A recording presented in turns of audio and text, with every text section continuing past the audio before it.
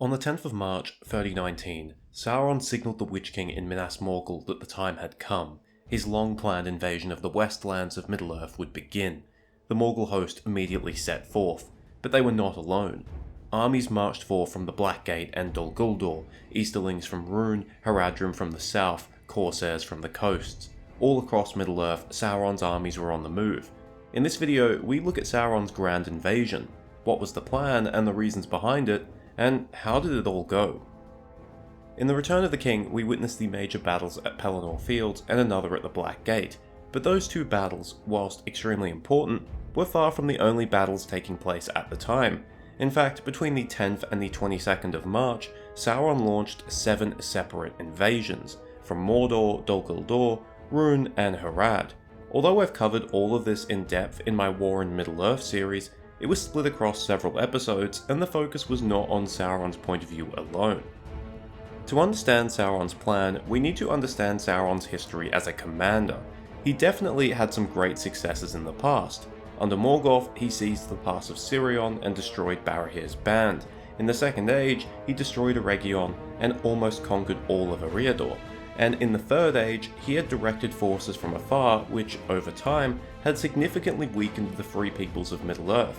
But ultimately, Sauron had always been defeated, driven from Tol Sirion by Huan and Luthien, crushed by the Númenóreans at the Battle of the Gwathlo, and eventually defeated in the War of the Last Alliance. It was the War of the Last Alliance that was Sauron's greatest defeat. Fort destroyed after the downfall of Númenor, Sauron launched a surprise attack on Gondor, capturing Minas Ithil and almost reaching Osgiliath, but Sauron's success quickly dried up. He was held at Osgiliath and even driven back to the mountains by Gondor, and a few years later, the host of the Last Alliance defeated his forces upon the battle plain of Dagorlad. What followed was a lengthy siege, and eventually Sauron was forced to sally forth, where he was killed and lost possession of the One Ring. Humiliated and weakened, his spirit fled to the east, where he spent 1,000 years recovering before quietly making a new base at Dol Guldur. In that war, Sauron was undone by the fact that he had based his strategy around quickly overwhelming Gondor and then going from there. But it failed miserably because Sauron underestimated the strength of his foes. His forces were held in check, which allowed the rest of his enemies to combine their forces and march on him together. Sauron, possibly once again underestimating his foes, chose to forego his greatest asset, the defensibility of Mordor itself, and met the Last Alliance on the plain of Dagorlad where he was defeated. From that point on, the outcome of the war wasn't really in doubt. He would be defeated, it was just a matter of how long it would take. 3,000 years later, things have changed a lot.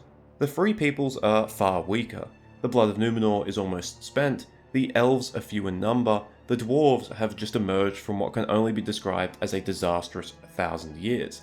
But Sauron has also changed. Despite having an overwhelming numbers advantage and a defensible base of operations, he has become extremely cautious. Too cautious, one might argue. He's not expecting an easy win. In fact, he even fears some of his foes, especially when you consider the fact that he knew the One Ring had been found. Sauron was not afraid of the One Ring being destroyed, he couldn't even comprehend someone doing that, but he was afraid of someone wielding the One Ring against him, and that was a very real threat. Sauron's fears and Sauron's prior experiences heavily shape his plans for the War of the Ring.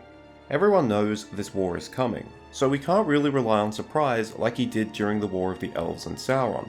Despite having a huge advantage this time, he remembers what happened to him during the War of the Last Alliance, so he isn't going to rely on brute force to knock out his enemies one by one. Instead, he's planning coordinated attacks across all of the lands east of the Misty Mountains. 3,000 years earlier, he lost the war by allowing his enemies to combine. He wasn't about to let that happen this time. It's ambitious, but it's also safe. Firstly, there was the main invasion of Gondor, which began on the 10th of March. But this invasion was complex, multi-pronged. The main assault was on Minas Tirith. The Morgul host would take Osgiliath, breach the Ramessakor, and besiege the city. But to tie up other forces and to prevent help from reaching the city, Gondor was invaded from multiple directions.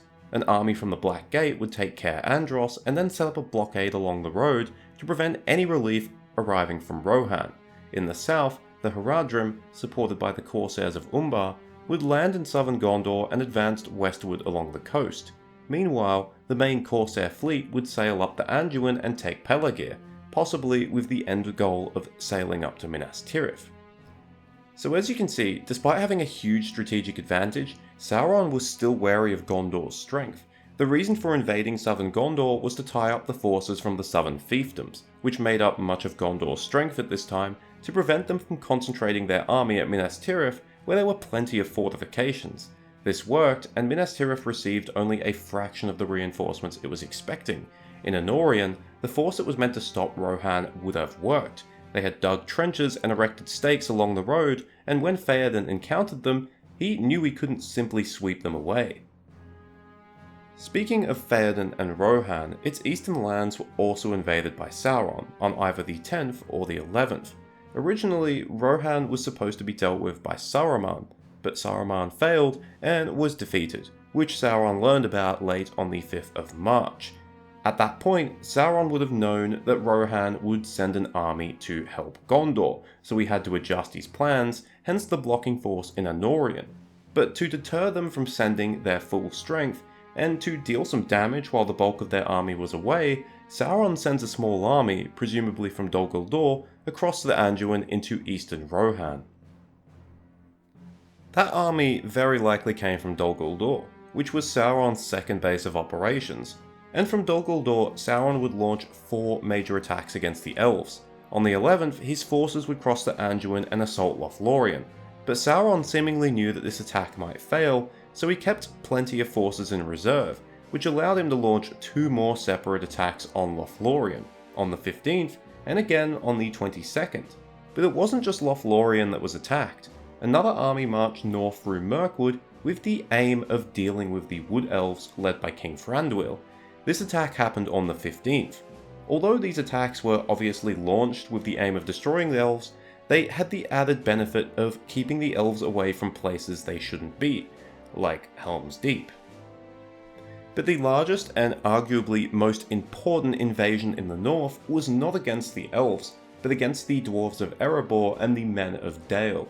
This attack would not come from Dol Guldur, and instead it was from Rhûn, and the army was made up of Easterlings. This invasion began on the 14th, when the Easterling army crossed the River Carnan and engaged the men of Dale led by King Brand. The united front of Dale and Erebor protected the north of Middle-earth against Sauron's vast forces in the east, so they had to be dealt with. So as you can see, unlike the War of the Last Alliance, where Sauron attacked merely one of his enemies, this time he was attacking all of them at the same time, to hopefully prevent any of them from linking up with each other. Even though Sauron had a huge numerical advantage, he was clearly afraid of the idea of his enemies pulling off a repeat of the Last Alliance, even if it was well beyond their capabilities. As I said earlier, he had become very cautious. Alright, so we've looked at the plan, but how did it go? Unfortunately for Sauron, it didn't go fantastically. Some of it was straight up due to bad luck or things he could have never accounted for. In Gondor, Sauron's plan to split Gondor's forces and keep Rohan from making it to Minas Tirith would have worked, but the forces in southern Gondor were freed up by Aragorn's Oathbreakers, and Theoden's army was led through a secret path by the Druidine, which allowed them to bypass the blocking force. As a result, both reinforcements from Rohan and southern Gondor were able to arrive at Minas Tirith, where Sauron's forces were defeated after a hard-fought bloody battle. Likewise, in Rohan, Sauron's invading force was destroyed by the Ents. I really can't imagine Sauron accounting for Oathbreakers, Druidine, or Ents in any of his plans, and who could blame him? But some of his losses were due to miscalculations. For example, all 3 of Sauron's attacks on Lothlorien failed. Although it would be hard to say that Sauron underestimated Galadriel considering he had 3 attacks lined up on Lothlorien, the reality was that unless he came in person, no army of his would be able to conquer Lothlorien. While he wasted 3 whole armies on this fruitless venture, his singular army that marched on Thranduil was also defeated.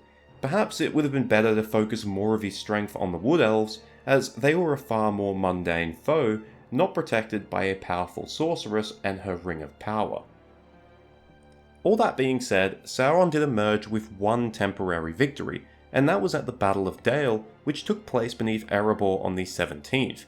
There, the Easterlings, who were always amongst Sauron's most effective servants, managed to defeat the combined force of Dalemen and dwarves that stood before them, killing King Brand and King Dain II Ironfoot in the process.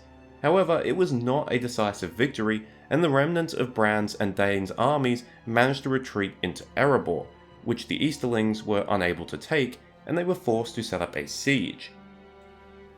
Okay, so out of Sauron's 7 separate invasions, only one was successful, and even that one wasn't a total victory. On the surface, this looks like a total disaster, and it looks like Sauron had thrown everything that he has at the wall, and pretty much none of it has stuck. And to be fair, he has lost a lot of soldiers, and a huge Corsair fleet, which probably won't be replaced quickly. But we're looking at this from a very human perspective, a perspective where time is a major factor. The reality is that time is mostly meaningless to Sauron. In fact, it probably benefits him. From Sauron's perspective, the war doesn't need to last weeks, it can last months or even years. Even after many of these armies were defeated, he still had lots of soldiers in reserve, especially in Mordor. And the Free Peoples were aware of this as well. Denethor saw this in the Palantir, and Gandalf explains it during the last debate. Hardly has our strength sufficed to beat off the first great assault. The next will be greater. This war, then, is without final hope, as Denethor perceived. Victory cannot be achieved by arms, whether you sit here to endure siege after siege, or march out to be overwhelmed beyond the river. You have only a choice of evils, and prudence would counsel you to strengthen such strong places as you have, and there await the onset, for so shall time before your end be made a little longer. The grim reality is that by the time of the War of the Ring, the Free Peoples no longer had the military strength to defeat Sauron. As Gandalf put it, whether they chose to bunker up and endure siege after siege, or instead make a heroic final stand beyond the river, Sauron would eventually win. So for Sauron, even though his first assault mostly failed, he was still winning a war of attrition. It could take one more assault, it could take 10, it could take 1 year, or it could take 100. And over time, his foes would fall one by one. We already saw a glimpse of that at Erebor and Dale. If not for Sauron's destruction, that siege could have been successful, and that means those Easterlings would have been free to march somewhere else, such as the Woodland Realm, which was only a short march away. Thranduil had driven back one assault, but would he be able to deal with another one so shortly after? So in reality, maybe Sauron didn't need to attack everyone at the same time. Even with all of their strength combined, they probably wouldn't be able to storm Mordor, and that's assuming they would even combine their strength, which they probably wouldn't beyond regional alliances such as Gondor and Rohan, or Erebor and Dale. But Sauron didn't know this, so he took what he felt was the safest option: attack everyone at once, keep everyone occupied, and even if it fails, they might be weakened enough for the next assault to do the trick. If not for the heroics of Frodo and Sam, and Aragorn's daring plan at the Black Gate, this would have been the future for the Free Peoples. Thank you for watching, I hope you enjoyed it, or at least found it interesting. I made this video partially because I wanted to show off Sauron's extraordinary plan, but also I have seen people argue on occasion that Sauron was actually in trouble after all his armies failed. I just want to say that if Gandalf, the character that is, thinks you're wrong, then you're probably wrong. Anyways, cheers, farewell, and remember, surprise your family this Christmas by attacking them all at once, not one by one.